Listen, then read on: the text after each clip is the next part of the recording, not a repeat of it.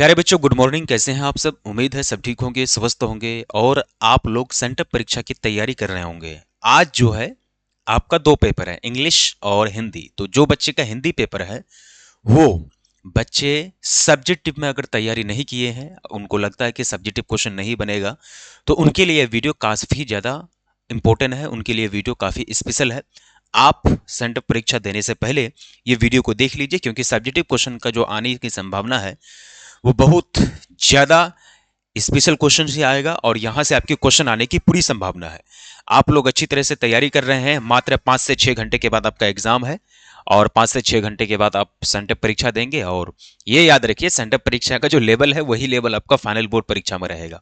ठीक है, तो चलिए वीडियो को शुरू करते हैं और अच्छी तरीके से पूरा वीडियो को देखना है, अच्छी तरीके से सारी चीज को समझना है। ज्यादा समय नहीं लेंगे, बहुत कम समय में जो गेस्ट क्वेश्चन किया गया है मेरी तरफ से वो आपको करा दे रहे हैं। ठीक है, तो चलिएगा सबसे पहला प्रश्न की ओर बढ़ेंगे हम, है ना। बिल्कुल सिंपल और अच्छी तरीके से आपको सारी चीज देखना है। वायरल सब्जेक्टिव की कैटेगरी में आता है ये सब। ठीक है, तो अच्छी तरीके से आपको याद रखना है, एक बार देखोगे याद हो जाएगा। ठीक है, सबसे पहला क्वेश्चन है कि बातचीत पाठ का सारांश प्रस्तुत कीजिए। ये आपका पहला नंबर चैप्टर से पूछा जा सकता है। जब आप सारांश को ही समझ लीजिएगा तो इस चैप्टर से जो भी क्वेश्चन आएगा आपका सारा क्वेश्चन बन जाएगा। तो सारांश प्रस्तुत करने के लिए कह रहा है, तो ध्यान से देखो। बालकृष्ण भट्ट बातचीत निबंध के माध्यम से, यानी बालकृष्ण भट्ट इनके लेखक हैं और ये एक क्या है, निबंध है। बहुत चीज क्लियर हो गया। सब्जेक्ट अब ऑब्जेक्टिव पूछेगा तो बन जाएगा कि बातचीत क्या है, एक निबंध है। इसके लेखक कौन है? बालकृष्ण भट्ट है। अब इसके माध्यम से बालकृष्ण भट्ट क्या बतलाना चाहते हैं? ईश्वर द्वारा दी गई अनमोल वरदान, है ना, जो है वाक शक्ति है। अनमोल वरदान, बहुत सारी शक्तियां दी है, चलने की शक्ति, घूमने की शक्ति, देने की, देखने की शक्ति, है ना, महसूस करने की शक्ति। लेकिन उनमें से एक शक्ति है वाक शक्ति भी, जो बोल रहे हैं हम। अगर वाक शक्ति नहीं होती तो ये आपको हम पढ़ा भी नहीं पाते। ठीक है, वाक शक्ति का सही प्रयोग करने से बता रहे हैं। वे कहते हैं कि वाक शक्ति मनुष्य में ना होती तो हम नहीं जानते कि इस गूंगी सृष्टि का क्या होता। अगर इंसान को बोलने की शक्ति नहीं दी जाती तो ये पूरा दुनिया गूंगों का दुनिया होता, गूंगी सृष्टि होता। सब लोग मानो लूज पूज अवस्था में कोने में बैठा दिए जाते, है ना, बैठा दिए गए होते, जहां मनुष्य की अपनी जिंदगी मजेदार बनाने के लिए खाने पीने, चलने फिरने आदि की आवश्यकता होती है। वहां जैसे कि जिंदगी हम लोग क्या करते हैं, बहुत हैप्पी लाइफ। हैप्पी लाइफ किसको कहता है? जहां खाना पीना, रहना है, लाइफ स्टाइल बिल्कुल बेटर हो, उसको कहते हैं हैप्पी लाइफ। इसको करने के लिए हम लोग ये सब चीज करते हैं। वहीं बातचीत का भी अत्यंत आवश्यक है। अगर बातचीत नहीं होगा, अब मान चलिए ठीक है, आप 1 महीना से अगर किसी से बातचीत नहीं करेंगे, आप सिर्फ अपने फैमिली के साथ रहेंगे तो रह जाएंगे। लेकिन फैमिली में भी अगर किसी से आपको अगर बातचीत करने के लिए नहीं दिया जाएगा तो आप नहीं रह पाइएगा। ठीक है, तो क्या है, बातचीत आवश्यक है। जो कुछ मवाद या धुआं जमा रहता है वो बातचीत के जरिए निकल जाता है। मतलब मन में जो भी डिस्प्रेशन रहता है, मन में जो भी डिप्रेशन रहते हैं, जितनी जितनी भी उलझने रहती है, जितनी भी मन में जो भी द्विंदव रहता है, जो मन में स्ट्रेस यानी उत्पन्न होता है, अगर किसी से बातचीत करते वो निकल जाता है। वही चीज है। ठीक है, इससे चित्त हल्का और स्वच्छ हो जाता है, यानी मन जो है हल्का और स्वच्छ हो जाता है, परम आनंद में मगन हो जाता है। मनुष्य बोलता है तब उसका गुण दोष प्रकट आता है, यानी जब इंसान बोलता है तब उसके गुण दोष बाहर निकलते हैं।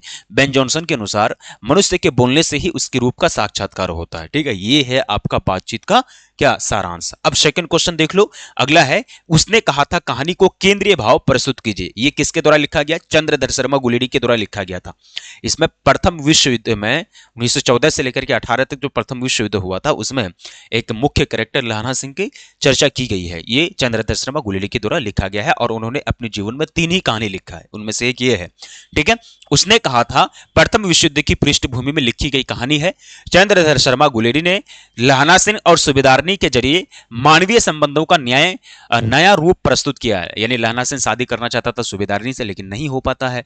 ठीक है, लहना सिंह सुबेदारनी के अपनी प्रति विश्वास को गहरा होता है, क्योंकि उस विश्वास की नींव में बचपन के संबंध है, मतलब बचपन से ही वो एक दूसरे को जानते थे। ठीक है, उसके बाद सुबेदारनी का विश्वास ही लहना सिंह को उस महान त्याग की प्रेरणा देता है। कहानी एक और स्तर पर अपने को व्यक्त करती है।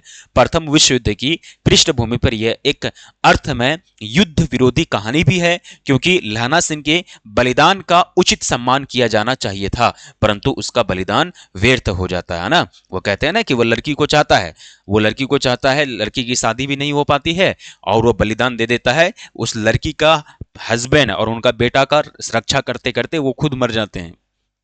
गोली खा के युद्ध के मैदान में वो खुद मर जाते हैं लहना सिंह। वो कहते हैं बलिदान देने का कोई फायदा नहीं होता है ना। देश के प्रेम के लिए है, लेकिन बलिदान देने का कोई फायदा नहीं होता, व्यर्थ हो जाता है। और लहना सिंह का करुण अंत युद्ध के विरुद्ध में खड़ा हो जाता है, युद्ध के विरुद्ध में खड़ा हो जाता है। लहना सिंह का कोई सपना पूरा नहीं होता है ना। हम लोग बहुत जब कहानी को अंत में पढ़ते हैं तो फिर वो हो जाता है, क्योंकि ये रियलिटी में किसी के साथ घटना हुआ है तभी ये लिखा गया ना। अब लहना सिंह जो आपका उसने कहा था कहानी जो चंद्रधर शर्मा गुलेरी लिखे हैं, तो ऐसे तो नहीं लिखे, ये किसी के जीवन पर आधारित है, ये काल्पनिक कहानी नहीं है, ये जीवन में किसी के साथ हुआ है तब लिखा गया है ये। बात समझो, बात समझ में गई। तो इनको जो है अपना जो है सपना पूरा नहीं हुआ, ठीक है, किनका, लहना सिंह का। सेकंड थर्ड क्वेश्चन पूछा गया है कि अर्धनारीश्वर रूप समाज को क्या संदेश देती है। जो रामधारी सिंह दिनकर के द्वारा लिखा गया है पाठ अर्धनारीश्वर, वो समाज को क्या रूप देती है, क्या संदेश देती है। अर्धनारीश्वर रूप समाज को यह संदेश देता है कि स्त्री और पुरुष दोनों एक दूसरे के पूरक है, मतलब दोनों एक दूसरे पर डिपेंड है। स्त्री के बिना पुरुष अधूरा है, पुरुष के बिना स्त्री अधूरा है। इसलिए कहते हैं कि स्त्री का गुण पुरुष में, पुरुष का गुण स्त्री में होना बहुत जरूरी है, ठीक है। उनके बीच कोई ऊंच नीच नहीं है, दोनों को समान अधिकार और समान सम्मान मिलना चाहिए। मतलब उनके बीच कोई ऊंच नीच नहीं है, भेदभाव नहीं है, समाज में दोनों को एक नजरिए से देखना जाना चाहिए। और जो पुरुष को सम्मान मिल रहा है वही स्त्री को भी मिलना चाहिए। यही है आपका अर्धनारीश्वर। ये अर्धनारीश्वर का उद्देश्य ही है कि समाज के सामने स्त्रियों और पुरुष की जो समानता है उसको उजागर किया जाए, ठीक है। अगला क्वेश्चन है लेखक और मालती के संबंध का परिचय दीजिए, है ना। अगे जी का आपको पता होगा, अगे जी सच्चिदानंद हीरानंद वात्सल्य अगे जी की तरह कहानी लिखा गया जिसको कहते हैं रोज। रोज का मुख्य पात्र है मालती, मालती के पति का नाम है महेश्वर, उनके बेटा का नाम है टीटी, ठीक है। अब देखोगे मालती और मालती के लेखक दूर के रिश्तेदार की बहन है, मतलब मालती और मालती के लेखक दूर के रिश्तेदार की भाई बहन है, ठीक है। किंतु लेखक का संबंध साख्य का ही रहा है, मतलब सखी के जैसा संबंध, यानी फ्रेंडशिप वाला, ठीक है। लेखक और मालती बचपन में एक साथ इकट्ठा खेले करते थे, लड़ी और पीटे भी हैं, मतलब लड़ाई भी की है, खेले भी हैं।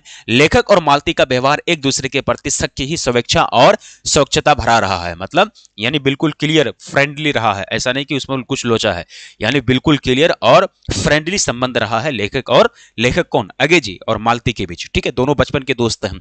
कभी भ्रातृत्व के रूप में या कभी किसी और रूप में, कभी बड़े छोटेपन के बंधनों में नहीं बंधे, मतलब कभी कोई किसी को बड़ा या छोटा नहीं कहा, दोनों एकदम फ्रेंड्स बने रहे, ठीक है।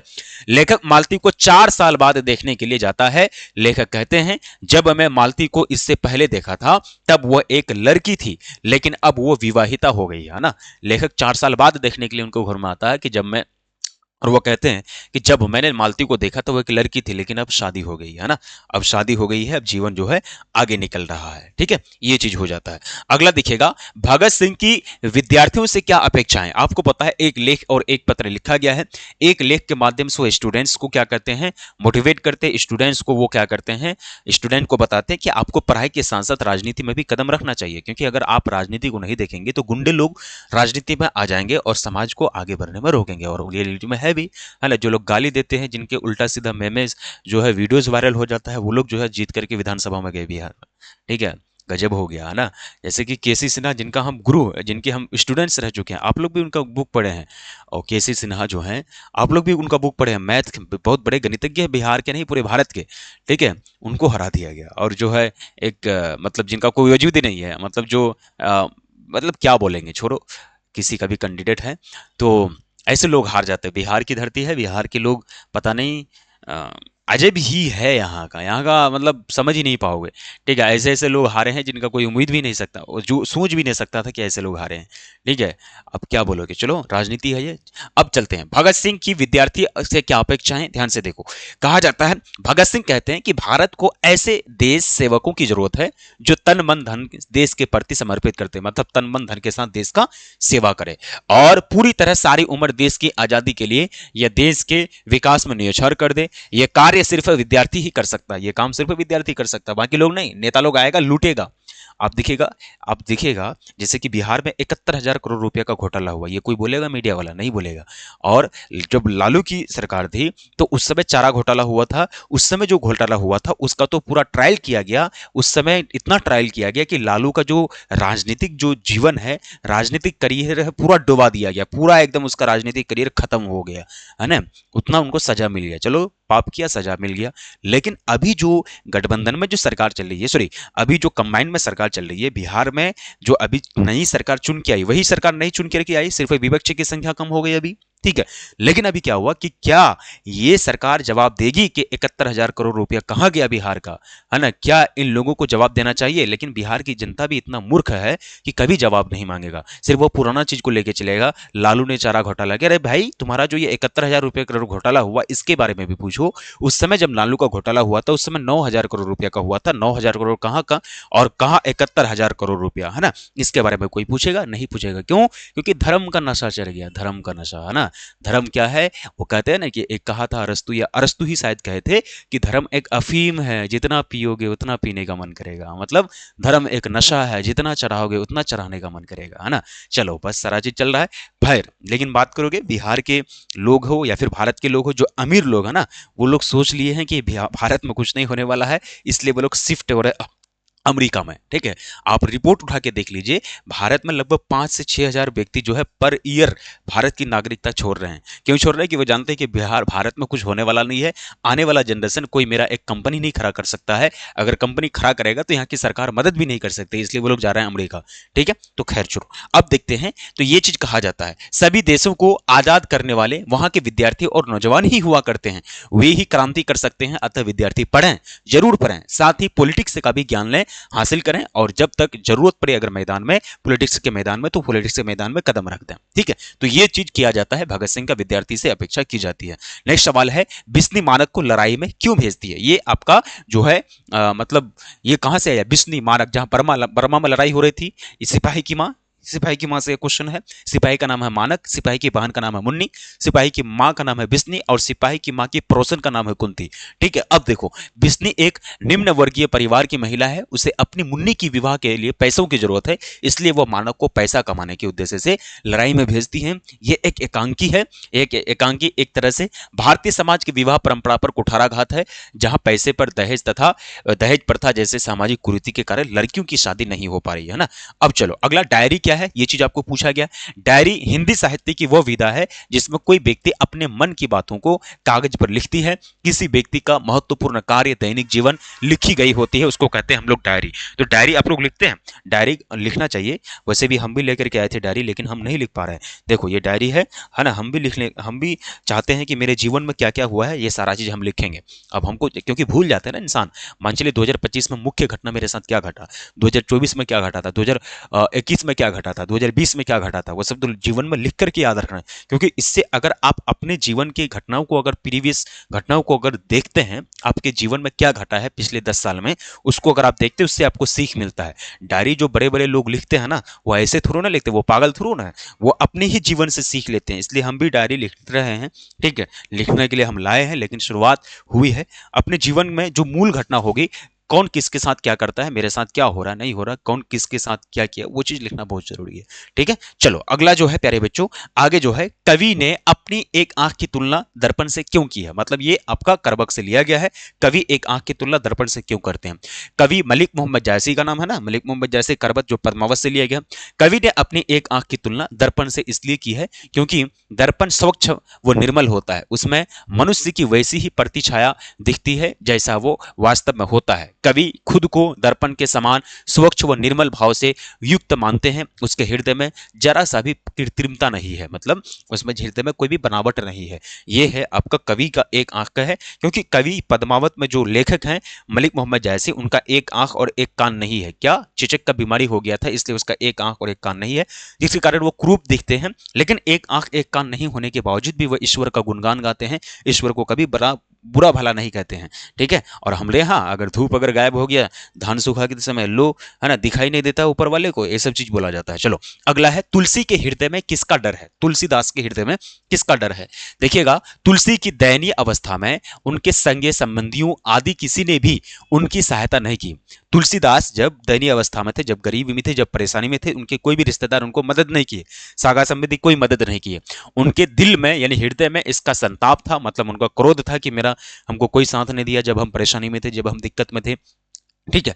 इससे मुक्ति पाने के लिए उन्हें संतों की शरण में जाना पड़ा, मतलब संत जो साधु संत होते हैं उनके शरण में जाना पड़ा, और उन्हें वहां इसका आश्वासन भी मिला है कि श्री राम की शरण में जाने से सब संकट दूर हो जाता है ना। भगवान की श्री राम की शरण में चले गया, जिसके कारण उनका सारा संकट दूर हो गया। इसलिए वो क्या करते हैं, अपने सगे संबंधियों से डरते हैं। उनका हृदय में किसका डर है, सगे संबंधियों का डर है कि जब डूबेंगे तो कोई मदद करने के लिए नहीं आएगा। ठीक है।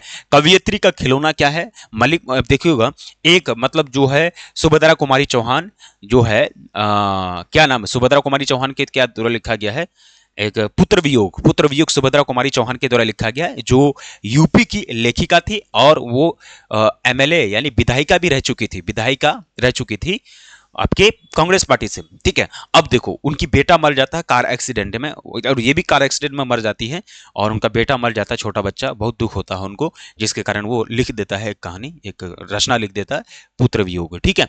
तो कवियत्री का खिलौना उसका बिछोरा हुआ पुत्र है, यानी बेटा है जो डेथ कर गया है। बच्चों को खिलौना प्रिय होता है, वह उनकी सर्वोत्तम प्रिय वस्तु होती है। बच्चों को खिलौना पसंद होता है, लेकिन उनके लिए, माँ बाप के लिए खिलौना क्या है, उनका बच्चा ही है। बच्चा के लिए खिलौना क्या है, वही जो बाजार में मिलता है, और माँ बाप के लिए खिलौना क्या है, उनका बच्चा है। ठीक है। उसी प्रकार कवियत्री के लिए उसका बेटा उसके जीवन का सर्वोत्तम उपहार है, इसलिए यह कवियत्री का खिलौना है, मतलब उसका बेटा ही उसका खिलौना है।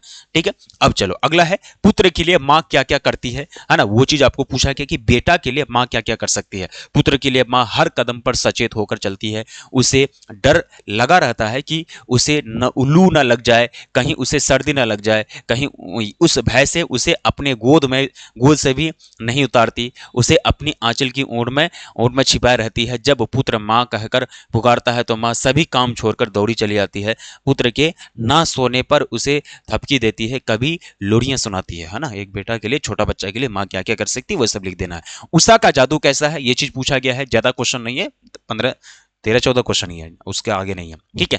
उषा का जादू उपाकालीन नभ की प्राकृतिक सुंदरता है, जिसके लिए कवि ने बहुविध उपमान जैसे नीले शंख, राख से लिपे हुए गीले चौक, काली सील जो लाल केसर में धूली हो, लाल खरिया से लिखी स्लेट के समान आदि प्रस्तुत किया है। सूर्योदय के पूर्व तक ही आकाश की गोद में उषा का जादू चलता रहता है। ठीक है। उसके बाद अगला है कि जन जन का चेहरा एक से कवि का क्या तात्पर्य है। जन जन का चेहरा एक, इसका मतलब क्या हुआ, जन जन का चेहरा एक, इसका मतलब हुआ कि पीड़ित और संघर्षशील जनता का जो अपने मानवोचित अधिकारों के लिए कर्मठ है ना। ये जनता दुनिया के तमाम यानी सभी देशों में संघर्षरत है, यानी संघर्ष करता है, और अपने कर्म और श्रम से न्याय, शांति और बंधुत्व की दिशा में प्रयासरत है, यानी काम करता है, मेहनत जारी रखता है। कवि इस जनता में एक अंतर्वर्ती एकता देखता है, इसलिए कवि जन जन का चेहरा एक कहता है। मतलब वो कहता है कि दुनिया में ऐसे लोग हैं, मध्यम वर्गीय लोग, जो हमेशा मेहनत करते हैं, है ना, संघर्ष करते हैं, अपने जीवन को आगे बढ़ाने के लिए न्याय के साथ चलते हैं, शांति स्थापित करके चलते हैं। तो आम लोग की जो जीवन है वो है जन जन का चेहरा एक, है ना। जन जन का मतलब, जन का मतलब लोग, यानी सभी का चेहरा एक। ठीक है। अब देखो लास्ट क्वेश्चन है, हर चरना कौन है, उसकी क्या पहचान है। ठीक है। अब देखिएगा, हर चरना अधिनायक शीर्षक कविता में एक आम आदमी का प्रतिनिधित्व करता है। हर चरना वह स्कूल जाने वाला बदहाल गरीब लड़का है, याद रखना, स्कूल जाने वाला बदहाल गरीब लड़का है।